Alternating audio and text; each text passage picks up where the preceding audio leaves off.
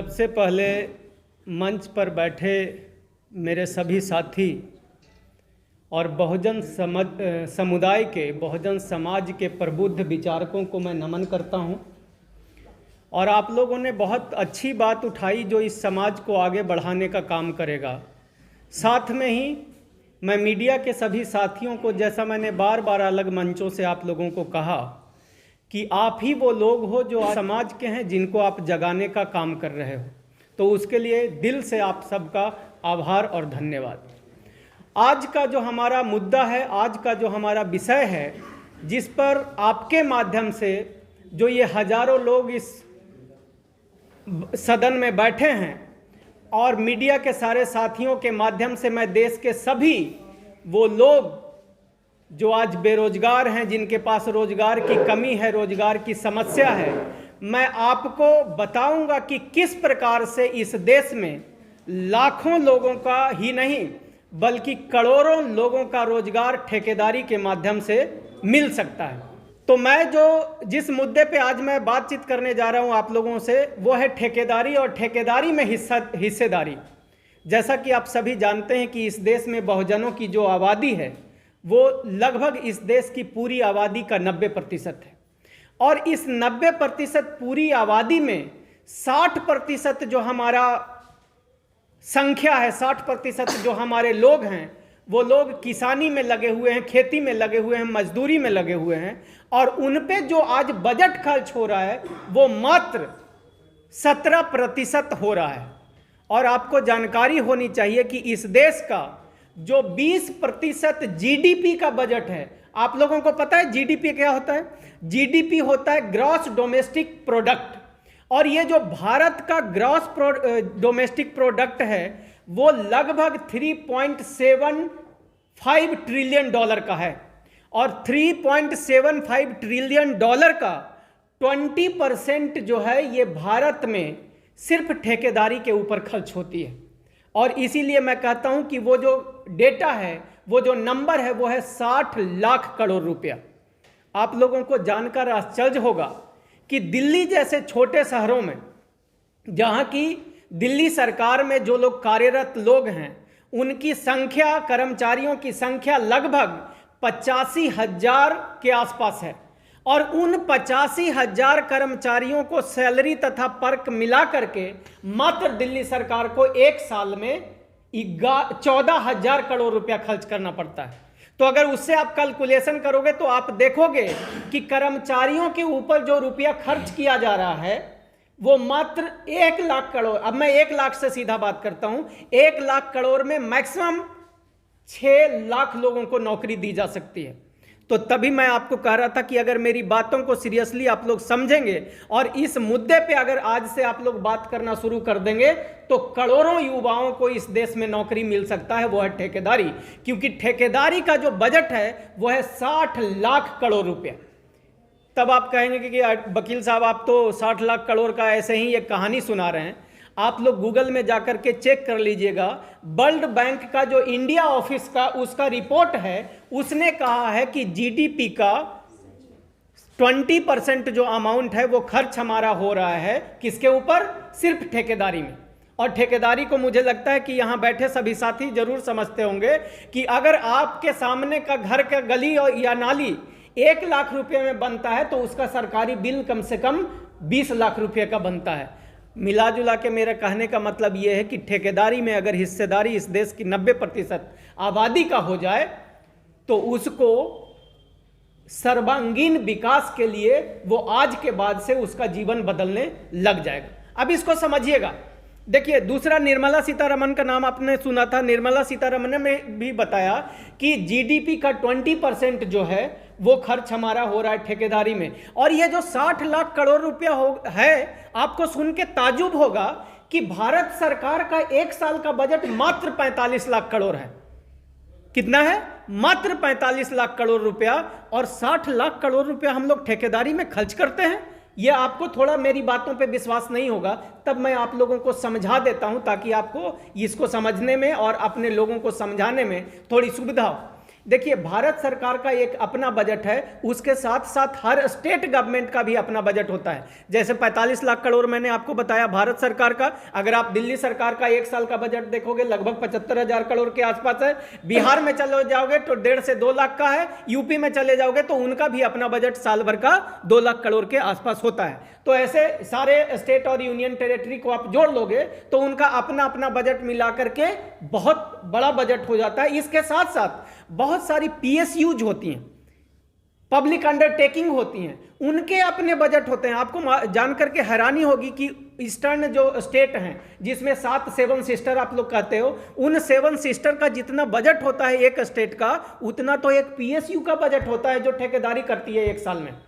और आपको जान करके सबसे बड़ी तारीफ और ताजुब तब होगा कि भाई उस ठेकेदारी में 60 लाख करोड़ रुपया जो भारत सरकार, ये सरकारी पैसा है, कोई प्राइवेट पैसा नहीं है, इस 60 लाख करोड़ में हमारा जो है हिस्सेदारी, इस देश के बहुजनों का, SC ST OBC और माइनॉरिटी का, डायमंड परिवार का 0.01% के लगभग है। समझ में आ रहा है बात आपको? ये कितना गंभीर विषय है। 60 लाख करोड़। आज आप समझते हो कि इस देश में, भारत में, अगर 90% आबादी गरीबी रेखा से के आसपास जीवन गुजर बसर करती है, उसका कारण यही है। और आप लोगों ने सुना होगा कि इस देश में जो 5% आबादी है वो 90% धन संपत्ति का मालिक बन करके बैठा है, और जो 90% आबादी है वो मात्र 5 से 10% इस देश का धन संपत्ति और पैसा के ऊपर अपना जीवन गुजर बसर करता है। इसीलिए तो उसकी आर्थिक, सामाजिक, राजनीतिक और शैक्षिक सब रूप से ये लोग पिछड़े हैं। तो अब इसमें समझना, जो समझने वाली बात यहाँ पे ये है कि ये तो नंबर आप लोगों को जानना पड़ेगा। अब जैसे देखिए, आप देखोगे कि फायदा क्या होता है। सबसे पहले यहाँ पे आप समझ लीजिए कि क्या होगा अगर वो 60 लाख करोड़ में हमारी हिस्सेदारी हो जाए तो सबसे पहले आपकी आर्थिक स्थिति बेहतर हो जाएगी। आज जो आप जॉब सीकर बने हुए, जॉब मांगते फिरते हो, आज जब मैं फील्ड में घूमता हूं, अपने विधानसभा में घूमता हूं, लोकसभा में घूमता हूं, तो मैं देखता हूं कि 100 में 95% पढ़े लिखे बहुजनों के बच्चे आज बेरोजगार हैं। और उनकी बेरोजगारी का कारण यही है कि जो सबसे बड़ा अमाउंट सरकार का जहां पे खर्च हो रहा है वहां पे हमारी हिस्सेदारी या भागीदारी नहीं है। ये एक बात हुई। दूसरी बात, तो हम जॉब सीकर से जॉब गिवर बन जाएंगे। दूसरी बात, इसमें अगर आपको मालूम है कि अगर ठेकेदारी हमारे एक परिवार को आज मिलने लग जाए, नौकरी में क्या होता है, आपको नौकरी मिल गई, आपका नौकरी खत्म हो गया, उसके बाद आपके अगला जनरेशन को एग्जाम देना पड़ेगा। एग्जाम में अगर वो पास होगा तो उसको नौकरी मिलेगी या नहीं मिलेगी। लेकिन ठेकेदारी में क्या होता है, अगर आज आपने एक कंपनी बनाई है और कल को जब आप जाओगे तो कल आपका बेटा के पास उस कंपनी का जो एक्सपीरियंस होगा वो पहले से ज्यादा होगा, यानी वो अब और बड़ा बड़ा टेंडर लेने लग जाएगा। यानी ये अब जैसे अंबानी का सुने हो, उसके बाप दादा ने उनकी कंपनियों को बनाई थी, अंबानी आज बेटर और ज्यादा पैसा का टेंडर कर रहा है। टाटा बिरला का नाम आपने सुना होगा, टाटा ने कंपनी बनाई थी, उसका बेटा आज बेहतर जिंदगी जी रहा है। कहने का मतलब कि ये आपकी आने वाली पीढ़ियों का भविष्य को भी बेहतर करेगा अगर ठेकेदारी में आप हिस्सेदारी की मांग करना शुरू करते हो और ये मिल जाए तो। और क्या मिलेगा, देखिए, जब एक परिवार का अगर आर्थिक स्थिति बढ़िया हो जाता है, मेरी बहन यहाँ पे बैठी हुई हैं, अगर इनकी आर्थिक स्थिति बढ़िया हो जाए तो ये क्या करेंगे, इनको फोन आएगा अपने आसपास परिवार वाले से, मेरे भाई भतीजा बेटा बेटी पढ़ना चाहती है, आप इनको लेके जाओ और दिल्ली में रख करके पढ़ाओ। अब ये 5 बच्चों को गार्जियन बन जाएंगी, ये मार्गदर्शन करेंगी, उन बच्चों के जीवन को बेहतर करने का ये काम करेंगी। यानी एक आदमी को अगर नौकरी मिल जाए, रोजगार मिल जाए, उसकी आर्थिक स्थिति बेहतर हो जाती है तो बहुजनों का कम से कम 10 परिवार बेहतर हो जाता है। तो तब मैं आप लोगों को बताता हूं कि जब 1 लाख करोड़ से अगर 6 लाख लोगों की नौकरियां मिल सकती है तो 60 लाख करोड़ में आप मल्टीप्लाई कर लेना, आपको खुद समझ में आ जाएगा कि कितने लोगों को, लगभग 4 करोड़ लोगों को 1 साल में नौकरियां ये सिर्फ ठेकेदारी के माध्यम से मिल सकता है। तो 4 करोड़ तो नंबर आपके सामने आ गया। अब उस 4 को मल्टीप्लाई कम से कम 10 से कर लो, यानी 40 करोड़ युवाओं को नौकरी या परिवार जो बहुजन समाज का है उसके जीवन को बेहतर करने की ताकत और क्षमता कौन रखता है, ठेकेदारी में हिस्सेदारी रखता है। तो यहां पे एक कंपैरिजन आप लोगों को समझना पड़ेगा। आज देखोगे उत्तर प्रदेश में आप सुन रहे होगे कि 60,000 पुलिस में भर्ती के लिए लगभग 5 लाख बच्चों ने एग्जाम देने का प्रयास किया, वो भी एग्जाम हो ना पाया। कहने का मतलब कि, और आपको पता है नौकरियों में पूरे देश का जो जीडीपी का बजट है वो मात्र कितना खर्चा होता है आपको मालूम है? मात्र 3%। यानी वो टोटल अमाउंट ही कितना बनता है? 9 लाख करोड़ रुपया। लेकिन बहुजनों तुम लोग जाग जाओ, वो 9 लाख रुपया तुम्हारा नहीं है, तुमको तो आरक्षण के माध्यम से मात्र 50% मिलता है। यानी वो कितना हो गया? 9 लाख का 4.5 लाख करोड़ हो गया। अब उन 4.5 लाख के करोड़ में यहाँ पे बैठे हुए बहुत सारे सरकारी नौकरी में साथी हैं, आपको पता होगा आपके डिपार्टमेंट में SC ST OBC का कम से कम 50 से 70 सीटें आज भी वर्तमान समय में खाली है। इसका मतलब वो 4.5 का भी आधा कर दो तो लगभग 2 लाख हो गया। अब 2 लाख करोड़ रुपया जो बचा उसमें क्या आज के तारीख में हो रहा था, जो माला जी अभी बता रही थी आपको, कि उसमें इंटरव्यू में आपके बच्चों को छाड़ दिया जाएगा। जैसे ही आपका नाम देखा जाएगा, दलित और पिछड़ा का नाम, आपको इंटरव्यू से बाहर कर दिया जाएगा। मिला जुला के लबो लबाब ये है कि आप मात्र 1 लाख करोड़ के लिए पूरे देश का 81 करोड़ बहुजन लड़ाई लड़ रहा है। तो मेरे बहुजनों जाग जाओ। सरकारी नौकरी की, मैं ये नहीं कह रहा हूं कि सरकारी नौकरी की लड़ाई आप लोग छोड़ दो, मैं ये आप लोगों को बताने की कोशिश कर रहा हूं कि सरकारी नौकरी के साथ साथ जो आज तक कहीं पे चर्चा नहीं होती है बड़े मंचों से, आपके माध्यम से मैं सारे देश के बहुजनों को जगाना चाहता हूं। और आज से आप एक और लड़ाई शुरू कर दो कि ठेकेदारी में हमारी 90% अगर आबादी है तो हिस्सेदारी मिलनी चाहिए। मेरी बात सही लग रही है आप लोगों को? ये एक बात हो गई। जो दूसरी बात मैं आप लोगों को बताना चाहता हूं कि तो ये इस तरीके से लाभ हमारे बच्चों को मिलेगा, हमारे भविष्य को मिलेगा। तो अब हमको रोक कौन रहा है? और आज तक मीडिया में कभी चर्चा क्यों नहीं होता है ठेकेदारी में, हिस्सेदारी में का? वो इसलिए चर्चा नहीं होता है क्योंकि इस देश के जो 10% आबादी है, उन्हीं, जिसको सवर्ण आप लोग कहते हो, उन सवर्णों का जो सबसे रईस है लोग, मात्र 1% लोग इस देश में ठेकेदारी के व्यवस्था में या ठेकेदारी के काम में शामिल हैं। मात्र 1%। और वो जो 1% लोग हैं उसमें बहुजन कहीं नहीं है, वो सारे सवर्ण लोग हैं। तो चूंकि सवर्ण लोग, ये पैसा जो लाखों करोड़ में बहुजनों में आ जाएगा तो उनको क्या होगा? अगर ये बहुजन की आर्थिक स्थिति बेहतर हो जाएगी तो उनको सस्ता मजदूर कैसे मिलेगा? उनको सस्ता नौकर कैसे मिलेगा? उनको वो लोग कैसे मिलेंगे जो उनका चापलूसी और उनकी दलाली करे? तो आप लोगों को गरीब, कमजोर, लाचार, कमजोर और मजबूर रखने के लिए ये ब्राह्मणवादियों, सवर्ण मानसिकता के लोगों की साजिश है। और चूंकि आप लोगों को पता है, तब मैं अपने बहुजन मीडिया को कहता हूं आपका धन्यवाद कि ये सवर्ण मीडिया कभी नहीं चाहेगी कि बहुजनों को ठेकेदारी में हिस्सेदारी मिले और इस बात पे चर्चा हो। तब आप लोगों की जिम्मेदारी बढ़ जाती है कि आप लोग जो है इसको ज्यादा से ज्यादा संख्या में दिखाओ और ज्यादा से ज्यादा लोगों तक ये बात को पहुंचाओ। तो जानबूझ, अभी इसमें थोड़ा सा 1-2 पॉइंट बहुत इंपॉर्टेंट है, इसको इसीलिए थोड़ा सा मुझे 2 मिनट समय आप लोग और दे दीजिए। इसमें एक बात जो आप लोगों के लिए समझना बहुत जरूरी है कि आखिर हम लोगों को रोका कैसे जाता है, कैसे रोका जाता है। अब ये जो बड़े बड़े ठेकेदारी होती है, आप लोगों को जानकारी होनी चाहिए, वो 500 करोड़ से कम का नहीं होता है।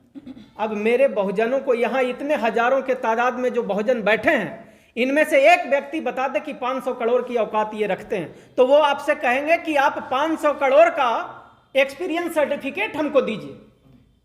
अब मेरे बाप दादा जब खेती में थे, किसानी में थे, हल चला रहे थे, जूता सिल रहे थे, और उनसे तुम कहते हो कि 500 करोड़ रुपया का एक्सपीरियंस सर्टिफिकेट दे दो, कहां से दे देंगे भाई? दूसरी बात कि वो कहेंगे कि आपको पिछले 3 साल का टर्नओवर दिखाना पड़ेगा 500 करोड़ रुपया का, कम से कम उसका कुछ हिस्सा, मतलब उसका 1/3 या 50% आपको दिखाना पड़ेगा कि इतना का आपने ठेकेदारी किया 3 साल में। वो भी हमारे लोग कहां से दिखा देंगे? जब सवर्ण लोग हम लोगों को उस व्यवस्था में आने नहीं दिए तो हम लोग कैसे दिखा देंगे? तो आप लोगों को समझना पड़ेगा कि इस प्रकार के कानून बना के हमारे लोगों को व्यवस्था में आने से रोकने का एक साजिश किया जाता है।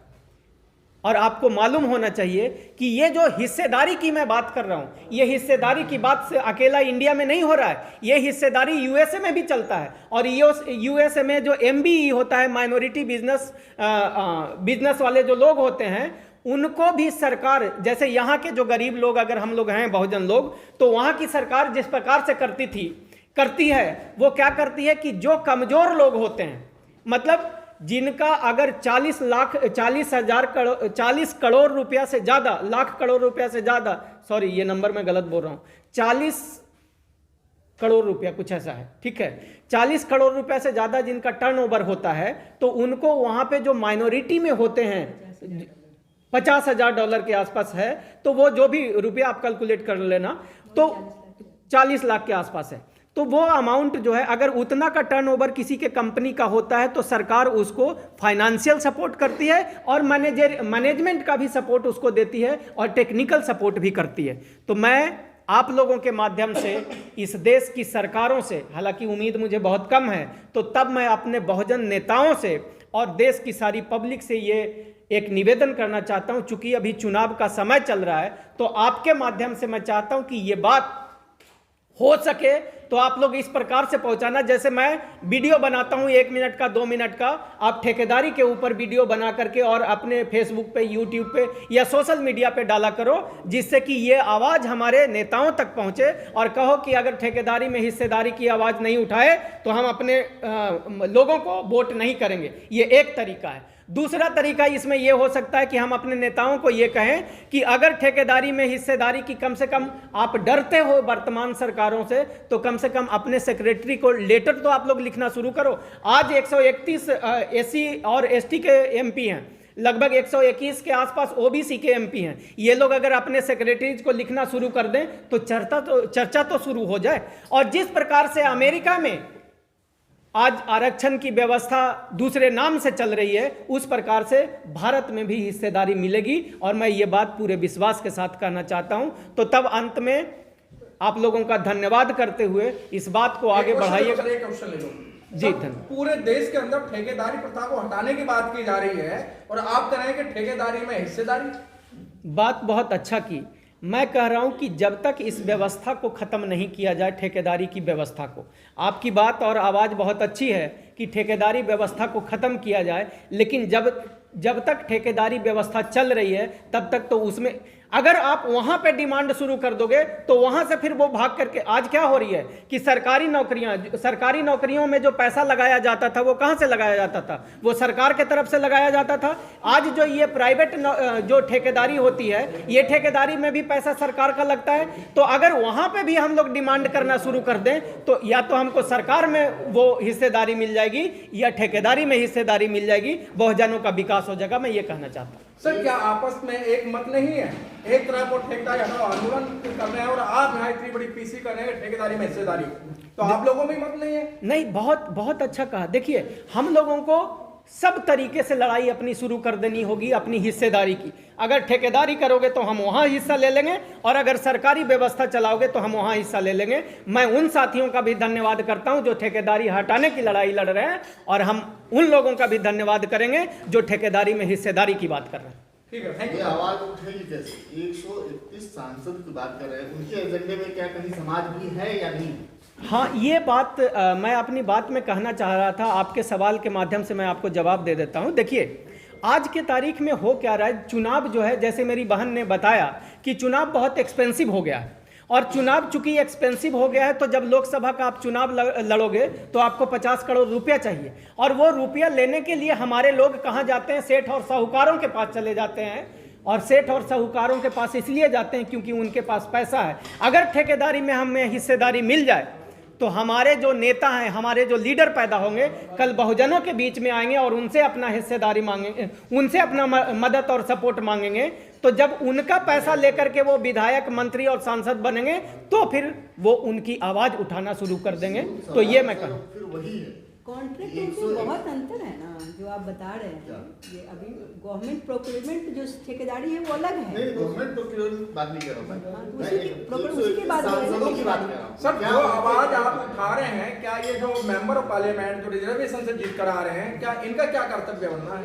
ये क्यों नहीं, मतलब ठेकेदारी में हिस्सेदारी मांग रहे हैं, ठेकेदारी क्यों नहीं खत्म करते हैं? वो तो बात करते हैं, ईडब्ल्यूएस सपोर्ट करते हैं। देखिए क्या है ना, जैसे इन्होंने कहा कि वो कहाँ से पैसा लेते हैं इलेक्शन के लिए, उनसे लेते हैं, तो उनके अगेंस्ट में आवाज कैसे उठाएंगे? भाई पार्टी ने टिकट दी है उन्हें, वो पार्टी की खिलाफत करेंगे तो अगली बार उन्हें टिकट नहीं मिलेगी।